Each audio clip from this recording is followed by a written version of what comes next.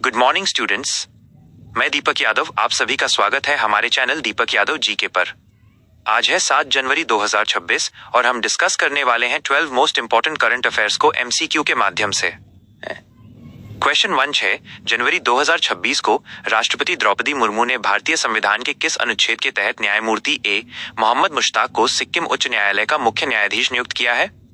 ए अनुच्छेद 214, बी अनुच्छेद 217, सी अनुच्छेद 226, डी अनुच्छेद 124। करेक्ट आंसर बी अनुच्छेद 217। सिक्किम उच्च न्यायालय में नई नियुक्ति।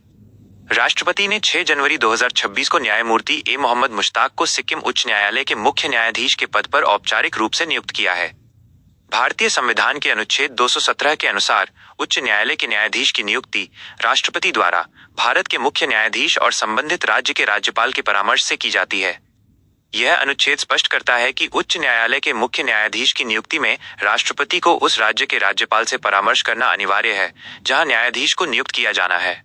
क्वेश्चन 2 6 जनवरी 2026 को राजस्थान के किस शहर में रीजनल एआई इम्पैक्ट कॉन्फ्रेंस 2026 का आयोजन किया गया है?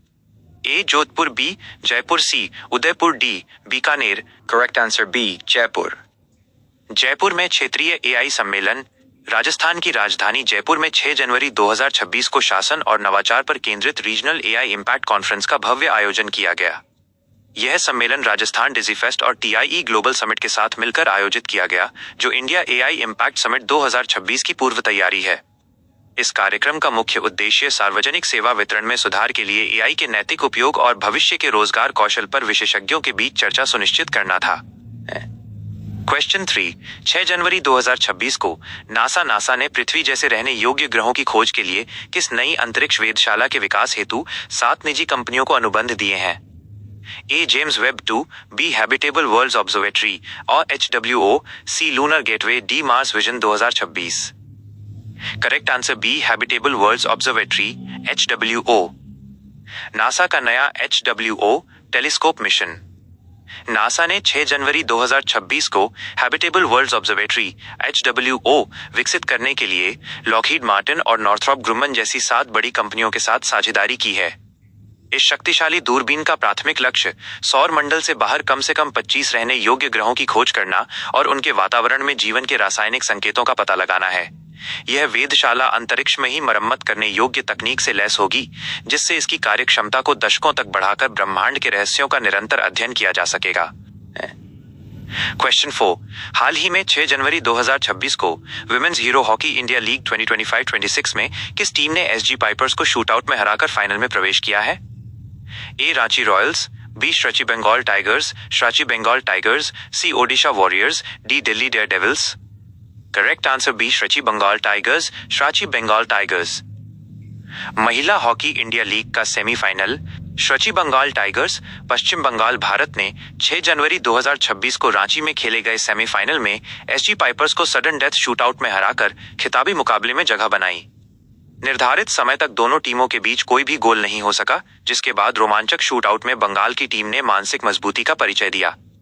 मैच का परिणाम 0-0-7-6 शूटआउट रहा और अब बंगाल टाइगर्स 10 जनवरी को होने वाले ग्रैंड फिनाले में ट्रॉफी के लिए दावेदारी पेश करेगी। क्वेश्चन 5 6 जनवरी 2026 को केंद्र सरकार ने किस योजना के तहत भारतीय स्टार्टअप्स को घरेलू सेमीकंडक्टर चिप डिजाइन करने के लिए वित्तीय सहायता और बुनियादी ढांचा प्रदान करने की घोषणा की है? APM Gatishakti B design linked incentive, DLI scheme, CPLI scheme 2.0, D startup India 2026। Correct answer B design linked incentive DLI scheme. Semiconductor mission और DLI योजना। भारत सरकार ने 6 जनवरी 2026 को देश के सेमीकंडक्टर मिशन को गति देने हेतु डिजाइन लिंक्ड इंसेंटिव DLI योजना के तहत कई नए चिप डिजाइन प्रोजेक्ट्स को मंजूरी दी है। इस योजना के माध्यम से स्टार्टअप्स और सूक्ष्म उद्योगों को चिप विकास के विभिन्न चरणों जैसे प्रोटोटाइप निर्माण और कमर्शियल तैनाती के लिए भारी सब्सिडी दी जा रही है। इस पहल का मुख्य उद्देश्य इलेक्ट्रॉनिक्स के क्षेत्र में आयात पर निर्भरता कम करना और भारत को वैश्विक सेमीकंडक्टर चिप डिजाइन हब के रूप में मजबूती से स्थापित करना है। क्वेश्चन 6 6 जनवरी 2026 को एशियाई विकास बैंक ADB और भारत सरकार ने नवीकरणीय ऊर्जा और कौशल विकास हेतु कुल कितने बिलियन डॉलर के ऋण समझौतों पर हस्ताक्षर किए हैं? A $1.2 billion, B $2.2 billion, C $3.0 billion, D $0.8 billion. Correct answer B $2.2 billion. Bharat और एडीबी के बीच बड़ा समझौता। वित्त मंत्रालय ने 6 जनवरी 2026 को एडीबी के साथ $2.2 बिलियन से अधिक के ऋण समझौतों पर हस्ताक्षर किए, जो पीएम सूर्य घर मुफ्त बिजली योजना को वित्तीय सहायता प्रदान करेंगे। ये राशि देश भर के 10 मिलियन घरों में रूफटॉप सोलर सिस्टम लगाने और विभिन्न राज्यों में युवाओं के कौशल विकास कार्यक्रमों को आधुनिक बनाने में उपयोग की जाएगी। इस बड़े निवेश से असम में चिकित्सा शिक्षा के विस्तार और अन्य राज्यों में मेट्रो रेल परियोजनाओं के बुनियादी ढांचे को भी नई मजबूती मिलने की पूरी संभावना है। क्वेश्चन 7 6 जनवरी 2026 को गृह मंत्री अमित शाह ने किस केंद्र शासित प्रदेश में विकसित भारत संकल्प प्रदर्शनी और 11 प्रमुख विकास परियोजनाओं का उद्घाटन किया है? ए लक्षद्वीप, बी अंडमान और निकोबार, श्री विजयपुरम, सी लद्दाख, डी दादरा और Nagar Haveli. Correct answer B Andaman और निकोबार, श्री विजयपुरम। अंडमान में विकास परियोजनाओं की सौगात। गृह मंत्री अमित शाह ने 6 जनवरी 2026 को पोर्ट ब्लेयर, श्री विजयपुरम में 373 करोड़ रुपए की लागत वाली कई रणनीतिक विकास परियोजनाओं का शिलान्यास और लोकार्पण किया। उन्होंने शादी द्वीप और स्वराज द्वीप की ऐतिहासिक महत्ता को समर्पित एक विशेष प्रदर्शनी का भ्रमण किया, जो भारतीय स्वतंत्रता संग्राम के अनकहे नायकों को श्रद्धांजलि देती है। इन परियोजनाओं में जिला अस्पतालों का आधुनिकीकरण और नई फोरेंसिक प्रयोगशालाओं की स्थापना शामिल है, जो द्वीपों पर सुरक्षा और स्वास्थ्य सेवाओं की गुणवत्ता को बढ़ाएंगी। क्वेश्चन 8 भारतीय संविधान के किस अनुच्छेद के तहत केंद्र सरकार ने 6 जनवरी 2026 को डीजीपी नियुक्ति प्रक्रियाओं पर स्पष्टीकरण हेतु राज्यों को कानूनी निर्देश जारी किए हैं? ए अनुच्छेद 312, बी अनुच्छेद 256, सी अनुच्छेद 356, डी अनुच्छेद 164। करेक्ट आंसर बी अनुच्छेद 256। डीजीपी नियुक्ति और संवैधानिक प्रक्रिया।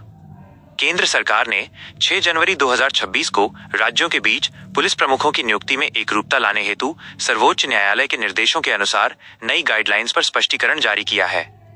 भारतीय संविधान के अनुच्छेद 256 के अनुसार प्रत्येक राज्य की कार्यकारी शक्ति का प्रयोग इस प्रकार किया जाएगा, जिससे संसद द्वारा बनाए गए कानूनों का अनुपालन सुनिश्चित हो सके।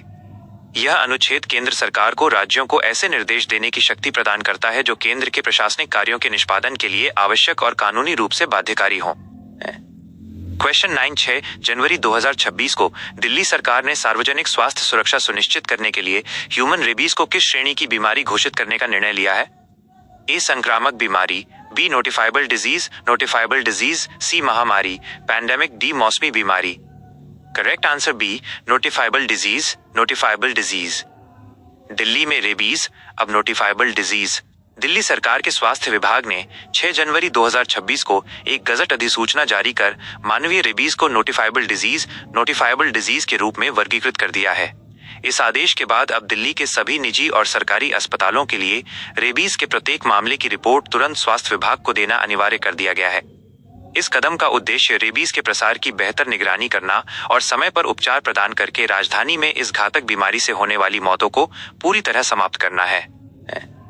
क्वेश्चन 10 6 जनवरी 2026 को जारी HSBC India services PMI report के अनुसार दिसंबर में भारत के सेवा क्षेत्र की विकास दर कितनी दर्ज की गई है? A 59.8, B 58.0, C 62.5, D 55.4। Correct answer B 58.0। दिसंबर माह में सेवा क्षेत्र का प्रदर्शन। 6 जनवरी 2026 को जारी ताजा आंकड़ों के अनुसार भारत का सेवा क्षेत्र PMI नवंबर के 59.8 से गिरकर दिसंबर में 58.0 के स्तर पर आ गया है। रिपोर्ट के अनुसार ये पिछले 11 महीनों में विस्तार की सबसे धीमी गति है, लेकिन सूचकांक का 50 से ऊपर रहना अभी भी बाजार में मजबूत सकारात्मक रुख को दर्शाता है। विकास दर में इस मामूली कमी का मुख्य कारण नए कार्य ऑर्डर में आई धीमी गति और कंपनियों द्वारा अतिरिक्त स्टाफ की भर्ती में बरती गई सावधानी को माना गया है।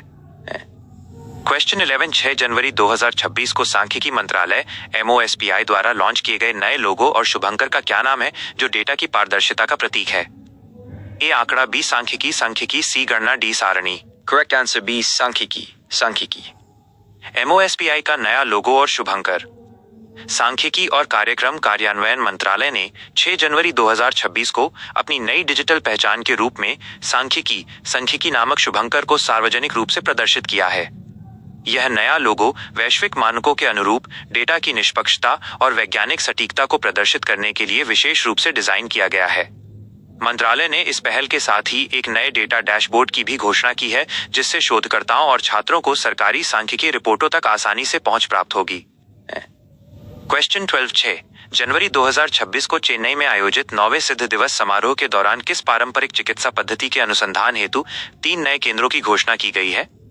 ए आयुर्वेद, बी सिद्ध चिकित्सा सिद्धा, सी यूनानी, D homeopathy. Correct answer B. Siddha Chikitsa, Siddha. Chennai में 9वां सिद्ध दिवस समारोह। उपराष्ट्रपति सीपी राधाकृष्णन ने 6 जनवरी 2026 को चेन्नई में आयोजित 9वें सिद्ध दिवस समारोह में पारंपरिक चिकित्सा के वैज्ञानिक अनुसंधान को बढ़ावा देने का आह्वान किया। आयुष मंत्रालय ने इस अवसर पर तमिलनाडु में सिद्ध औषधियों के मानकीकरण और क्लिनिकल परीक्षण के लिए 3 समर्पित अनुसंधान इकाइयों की स्थापना को मंजूरी दी है। यह आयोजन प्राचीन तमिल चिकित्सा ज्ञान को आधुनिक स्वास्थ्य प्रणाली के साथ एकीकृत करने और इसे वैश्विक स्तर पर मान्यता दिलाने की दिशा में एक महत्वपूर्ण कदम माना जा रहा है। अपनी तैयारी को और भी मजबूत बनाने के लिए रोज सुबह हमारे साथ करंट अफेयर्स की क्लास में जुड़ें। वीडियो पसंद आया हो तो लाइक करें और अभी सब्सक्राइब बटन दबाकर हमारी कम्युनिटी का हिस्सा बनें।